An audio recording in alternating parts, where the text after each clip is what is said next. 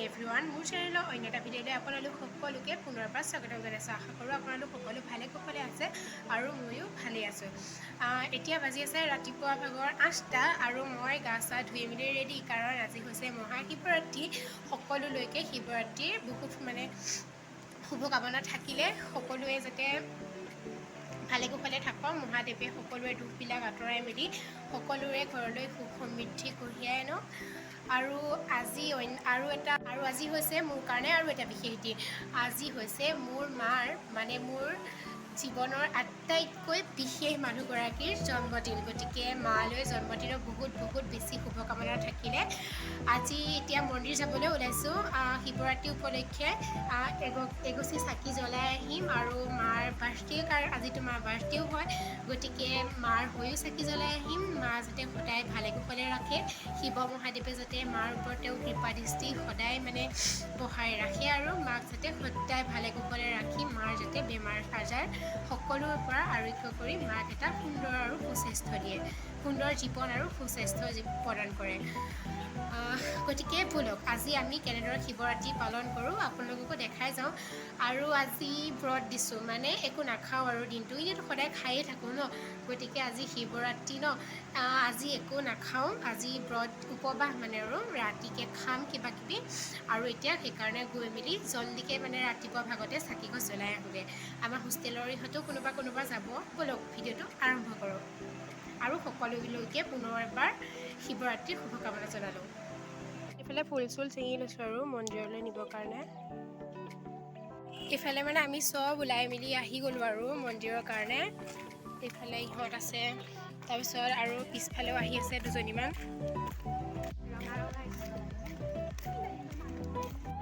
এয়া মন্দিৰত জ্বলাবৰ কাৰণে আমি সকলোৱে চাকি বন্তি লৈ লৈছোঁ।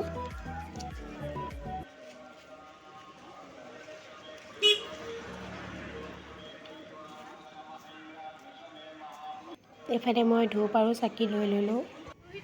এয়া গৈ আমি মন্দিৰ পাই গ'লোগৈ, বামগাঁৱৰ শিৱ মন্দিৰ। চাওঁ ৰাতিপুৱা ভাগৰ মন্দিৰৰ দৃশ্য। আমি যেতিয়া গৈছিলোঁ তেতিয়া কোনো মানুহ নাছিলে, পূজাৰীও অহা নাছিলে।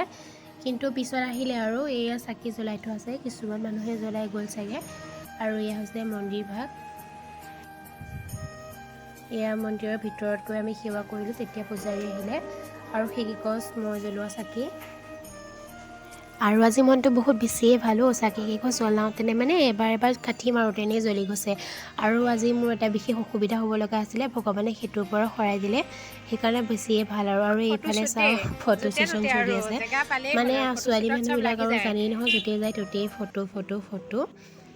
আৰু আজি যিহেতু ভাত নাখাওঁ, সেইকাৰণে মহামায়াত আহি গ'লোঁ। এই দুটা লৈ লৈছোঁ, আহি মেলি খাম। আৰু বাটতে পাই গৈছিলোঁ কালীবাৰী মন্দিৰ ভাগ, ইয়াতো এবাৰ দৰ্শন কৰি ল'লোঁ।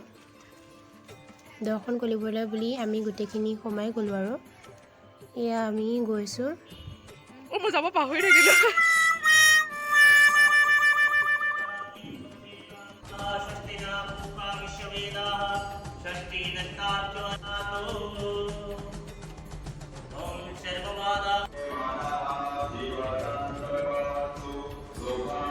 আৰু এতিয়া কালীবাৰী মন্দিৰৰ পৰিৱেশটো চাই লওক আপোনালোকে। এতিয়া ইমান মানুহ নাই, ৰাতিপুৱাতে নহয় ন, অলপ পিছত ইয়াতে বহুত ভিৰ হৈ যাব। আহি মেলি ৰুম পাই গ'লোহি আৰু এইফালে চকলেট লৈ আহিছোঁ আৰু ইয়াতে বন এইবিলাক আনিছিলোঁ, আপোনালোকক দেখাইছিলোঁ। সেয়া আছে, ব্ৰতত ভাত নাখাওঁ আৰু কিবা কিবি খাম। আৰু এতিয়া এইফালে এইটো বন খাই লওঁ আজি এনেকৈ। আজিনো মায়ে কেনেকৈ বাৰ্থডে পাতিছে অকণ ভিডিঅ' কৰি দিব ক'লোঁ। এয়া স্কুলতে আৰু বেছি মানুহ নহয়, 4-5জনমান। পনীৰ বনাইছে আজি যিহেতু শিৱৰাত্ৰি, আৰু এইফালে ভাজি বনাই আছে, ব্ৰকলি আৰু আলুৰ ভাজি। বেছি নহয় আৰু স্কুলতে আৰু টিচাৰকেইজনকে খুৱাই দিছে। এইফালে আজি জন্মদিন উপলক্ষে আমিনো কি দিম, মৰম, হেঁপাহ, আন্তৰিকতা সকলো মিলাই পেলাই সামান্য এটা উপহাৰ দিছোঁ। তেওঁ যেন সামান্য নহয়, বহুত দিছে।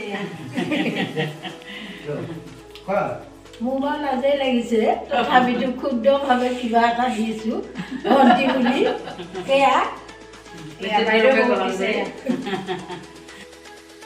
মা বাৰ্থডে চেলিব্ৰেশ্যনৰ পৰা দেখাই দিলে। এইফালে সন্ধিয়া লাগিব হৈছে আৰু আমি আলু পিঁয়াজ জলকীয়া এইফালে কাটি লৈছোঁ, যিহেতু ব্ৰত আছিলে দিনত। এইফালে পাপৰো লৈছোঁ, লৈ মেলি সন্ধিয়া পিছত খাই দিম আৰু।